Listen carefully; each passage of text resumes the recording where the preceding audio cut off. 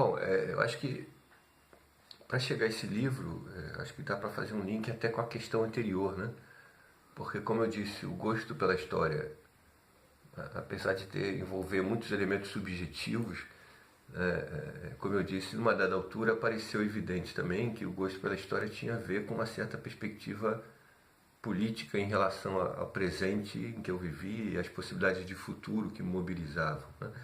Então a história sempre passou a ter para mim uma relação muito evidente com a militância, né? E aí é bem razoável considerar que o gosto específico pela história medieval envolveu muita subjetividade, mas envolveu a princípio uma certa crise pessoal, né? Porque a história antiga e a história medieval, eu penso que tanto ontem como hoje, lamentavelmente, são setores que abrigam, acho que predominante, perspectiva muito mais tradicionais e racionárias até, né, do que estudantes, por exemplo, né, envolvidos com militância ou coisas do tipo, né? Parece que a história imediata, a história contemporânea parece abrigar e incentivar muito mais, né, e dar muito mais vazão a esse tipo de demanda pessoal, né?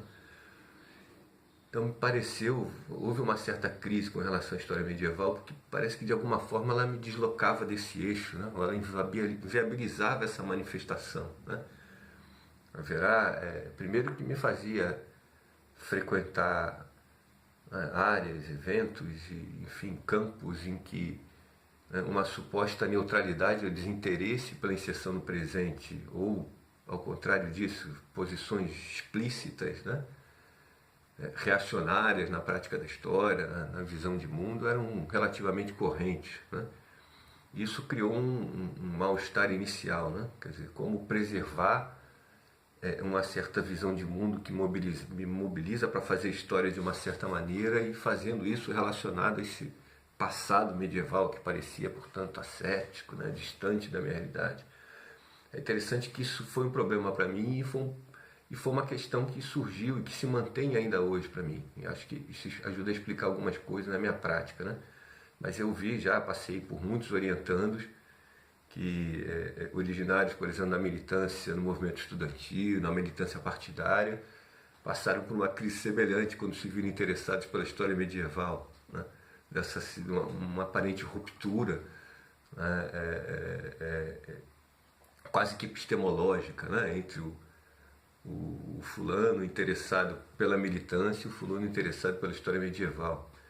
Então eu acho que essa crise de alguma forma me levou, num dado momento, a perceber que eu acho que a visão de mundo, a perspectiva de militância, necessariamente ou de alguma forma te levam a praticar a história em qualquer quadrante em que ela se dê, orientado por essa premissa. Eu não conseguiria fazer outra história que não fosse a história que eu faço, né? Eu não conseguiria, penso eu, introduzir na minha existência essa dicotomia entre o Mário que é historiador, o Mário que é professor e o Mário que faz história no sentido de produção de conhecimento, né? Então esse livro aí, apesar do título, não sei se o título evidencia isso ou não, o fato é que a partir de um dado momento eu comecei a perceber que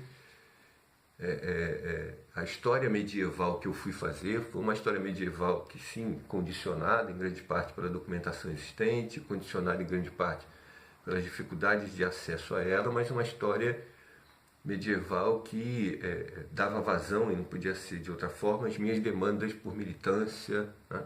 As minhas demandas por uma intervenção que implique uma crítica do passado, uma crítica dessa nossa história pregressa com perspectivas muito claras de que seria um projeto de futuro, né? Então, o que é fundamentalmente esse livro? Esse livro nasceu de uma tese de doutorado que eu defendi no ano de 2002 na Universidade de São Paulo, né, orientada pelo professor Hilário, e é uma tese em que, a rigor, eu revisitei um tema clássico, né, um tema bastante cultivado, inclusive, por uma história cultural, até por uma história culturalista, que era o problema da famosa conversão do Ocidente ao cristianismo, né? O problema que se coloca do fim do mundo antigo ligado ao paganismo e o fato de que o cristianismo é um fenômeno, a Igreja Católica, um fenômeno sobretudo medieval, no processo de expansão da religião, de institucionalização da Igreja, né? Então, a princípio, eu revisitava um tema, como eu disse, muito caro, a história cultural, das mentalidades, mas com viés diferenciado. Que viés foi esse? Né? O que eu estudo nesse livro, o que eu fiz nesse livro foi uma tentativa de dar a uma temática tratada fundamentalmente, predominantemente no campo de uma perspectiva da história cultural, né? Da cristianização como um fenômeno mental, né? Para dar a esse processo uma leitura do que eu chamei de dimensionamento materialista, né? No sentido de que, para mim, um fenômeno chave para entender a conversão ao cristianismo, a expansão da religião cristã no Ocidente desses séculos, o confronto que essa religião travou com expressões do que para a igreja eram paganismos resistentes e renitentes, nas populações rurais em especiais, nas comunidades camponesas, né? Para mim é fundamental entender que a expansão do cristianismo é parte de um processo de criação de novas relações de poder, dominação, que envolveram a formação do que a gente genericamente chama de feudalismo, né?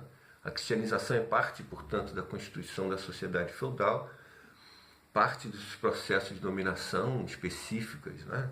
De extração de excedentes, né?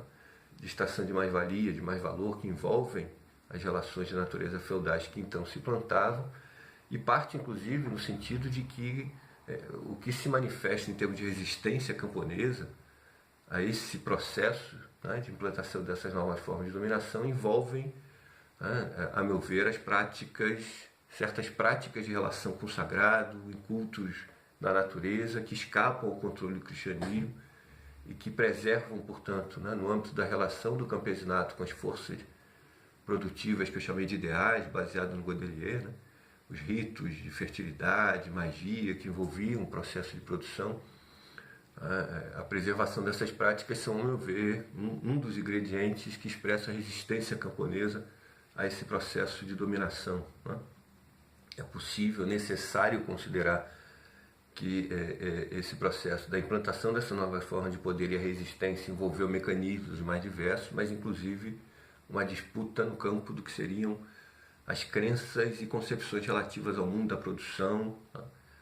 A intervenção da natureza, a transformação da natureza por essas comunidades.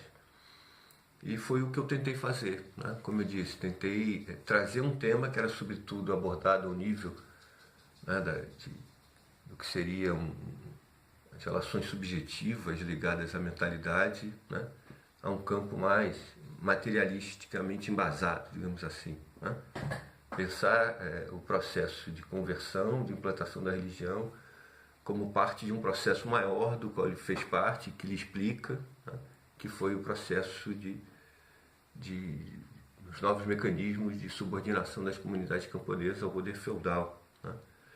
O que é para mim, portanto, um capítulo da grande história do campesinato, que é o que eu tento hoje fundamentalmente abordar, e um capítulo que envolve, portanto, para mim, essencialmente conhecer os mecanismos históricos de dominação das sociedades e comunidades camponesas e dos processos de luta e resistência que essas comunidades envolveram ao longo da história. É isso que é fundamentalmente esse livro.